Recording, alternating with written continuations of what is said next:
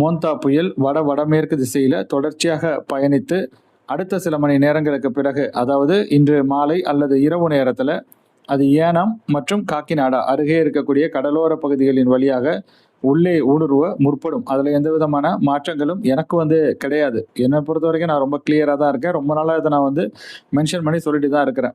அதனால அந்த பகுதிகள்ல கனமழைக்கான வாய்ப்புகள்லாம் இருக்கு. அதெல்லாம் வேற விஷயம். இப்ப தமிழகத்த பொறுத்தவரைக்கும் பழவேற்காடு ஏரி மற்றும் அதனை ஒட்டி இருக்கக்கூடிய பகுதிகள தான் நம்ம மென்ஷன் பண்ணி சொல்லி இருந்தோம். இப்ப பொன்னேரி மாதிரியான இடங்கள்லலாம் காலை நேரத்திலிருந்து தூறல் மழையாக இருந்திருக்கிறது. அதன் பிறகு பார்த்தீங்கன்னாக்கா, கொஞ்சம் மிதமான மழை அவ்வப்போது பதிவாகி வந்திருக்கிறது. இப்ப ஒரு நண்பர்ட்ட நான் கேட்கும்போது, பொன்னேரியில கொஞ்சம் பலத்த மழையாக பதிவாக தொடங்கிவிட்டது அப்படிங்கிற மாரி சொல்லியிருந்தாரு. ஸோ அதுதான். நம்ம இத தான் சொல்லியிருந்தோம். அந்த சுழற்சியினுடைய நகர்வுகளுக்கு ஏற்ப அந்த பழவேற்காடு ஏரி அருகில தான் ரொம்ப பெர்ஃபெக்ட்டான கண்டிஷன்ஸ் என்பது நிலவிக் கொண்டிருக்கிறது. அதனால தான் பொன்னேரி, கும்மிடிப்பூண்டி மாதிரியான அந்த பகுதிகள